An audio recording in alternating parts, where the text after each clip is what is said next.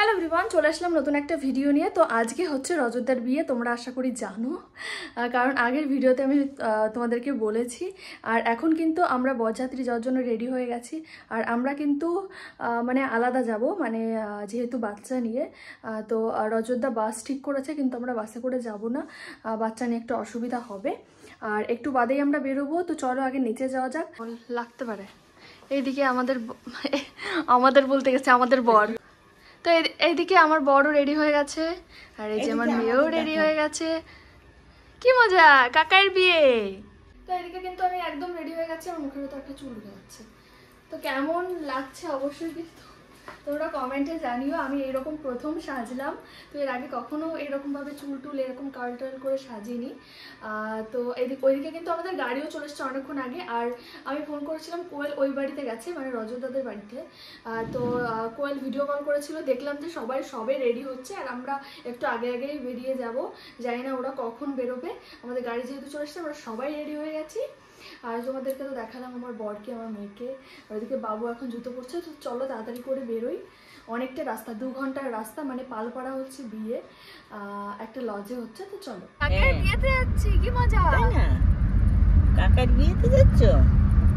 তাই তাই কাকার বিয়েতে কাকাইকে বলবা, কাকাকে আমি বিয়ে দিয়েছি এই সঙ্গে বাবা, তাই না? তো আমরা কিন্তু বিয়ের ওইখানে যাইনি, প্রথমে চলে এসেছি কিন্তু কাকু আর ছোটমাদের বাড়ি।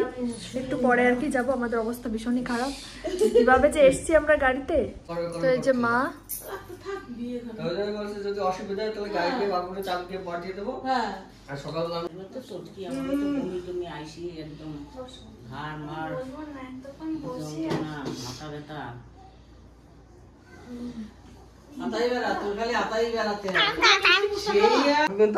খেলাধুলা খুব ভালো পারে।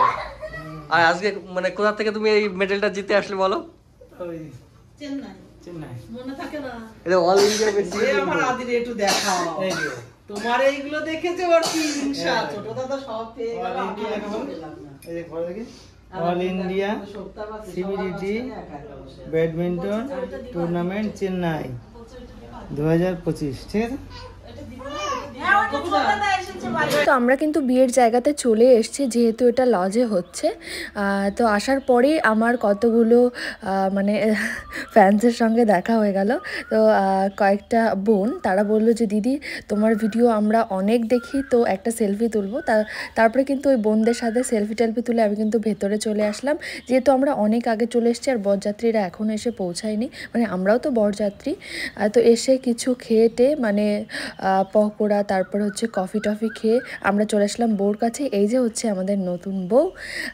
তো বউকে কেমন লাগছে অবশ্যই কমেন্টে জানাও। আর আমার কাছে কিন্তু বেশ মিষ্টি লাগছে। আর যে কোনো মেয়েকে বিয়ের সাথে সব থেকে বেশি ভালো লাগে আমার মনে হয়। তারপরে এদিকে কিন্তু বরের গাড়ি চলে এসছে, কিন্তু যে দুটো বাসে করে আর কি বরযাত্রীরা আসছিল তারা কিন্তু এখনও এসে পৌঁছায়নি, শুধু বরের গাড়িটাই এসছে। আর আমরা যেহেতু আগেই চলে এসছি আমাদের মতো।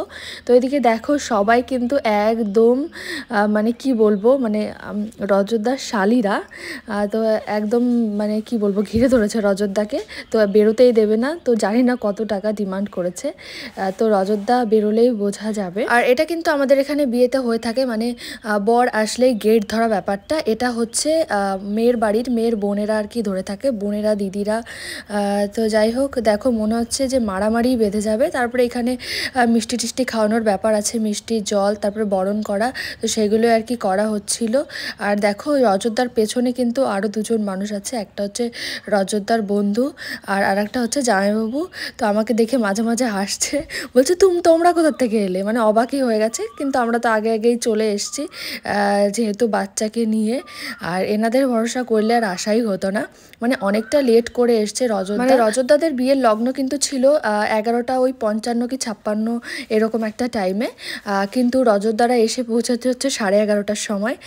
আর বাসের কথা তো বলবোই না। আর বাস কিন্তু 12টার পরে এসছে। আর আসার পরেই কোয়েল এসে বলছে যে দিদি আমরা কিন্তু 4 তারিখে বিয়েতে আসলাম, মানে বিয়ের ডেটটা কিন্তু 3 তারিখে, আর ও বলছে 12টা ক্রস হয়ে গেছে, তাই আমরা কিন্তু 4 তারিখে আসলাম।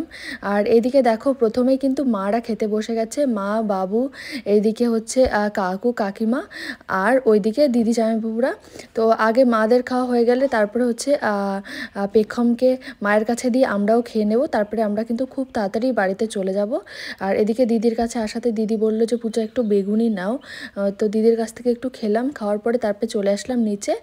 তো নিচে এসে অনেকক্ষণ ওয়েট করেছি, তারপরে দেখলাম যে বরকে ঢোকালো, কিন্তু এত লেট করে ঢোকালো মানে কি বলবো, আমাদের নতুন বউয়ের বোনরা এত অত্যাচার করেছে আজকে অযোধ্যার উপরে। আর ডান সাইডে যে পুচকু ছেলেটাকে দেখতে পেলে, তো ওরও কিন্তু একটা ডিমান্ড আছে, ও কিন্তু মাঝে মাঝেই বলছে যে আমাকে 20 টাকা দিতে হবে, না হলে কিন্তু আমি বিয়েতে বসতে দেব না। তো ও কিন্তু রজদার একটা ছোট শালা। আর এই ঘরটাতে কিন্তু একদম ফাঁকা ছিল প্রথমে, আর আমরা কিন্তু এই ঘরটাতেই আমার মেয়েকে নিয়ে ছিলাম। তো প্রথমে আর কি আমার বর আর আমার কাছে ছিল, আর তারপরে মা আসার পরে মার কাছে রেখে তারপরে কিন্তু আমরা খাওয়া দাওয়া করে আসি। আর বিয়ে পর্যন্ত কিন্তু আমরা ছিলামই না, মানে আমরা যখন বেরোই তখন হচ্ছে শুভদৃষ্টি হচ্ছিল আর মালা বদলটা হয়তো শুরু হয়েছিল। তোমার বউ কোথায় আছে? বউ ভেলায় তো চলে এসো। ও দাদা কত কত গেল? আরেকটু জোরে বলো, আরেকটু জোরে, তাহলে একটু আসতে বলো।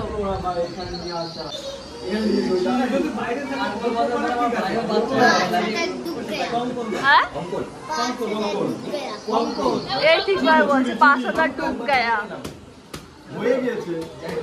আমরা আগে আগে চলে এসেছি, আর কেউ এসে পৌঁছায়নি।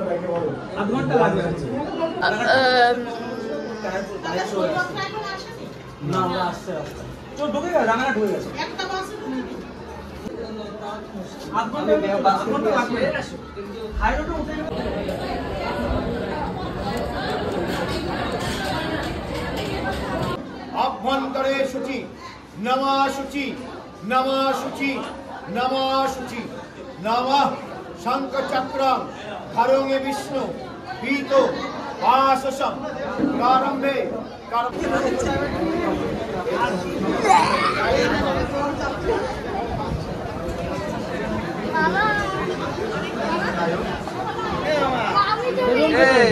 কটা বাজে?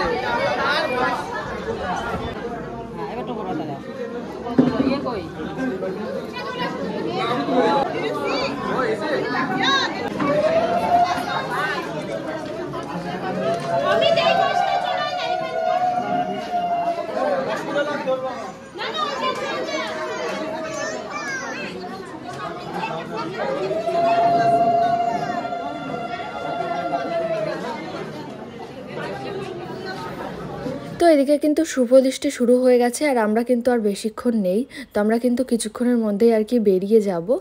আর যেহেতু আমাদের বাচ্চা ছোট, তোমরা আশা করি বুঝতেই পারছো। তো যাই হোক, আজকের ভিডিওটা এই পর্যন্তই। ভিডিওটা কেমন লাগলো অবশ্যই কমেন্টে জানিও, আর যদি রিসেপশনে যায় অবশ্যই ভিডিও শেয়ার করো। তো সবাইকে আজকের মতো টাটা।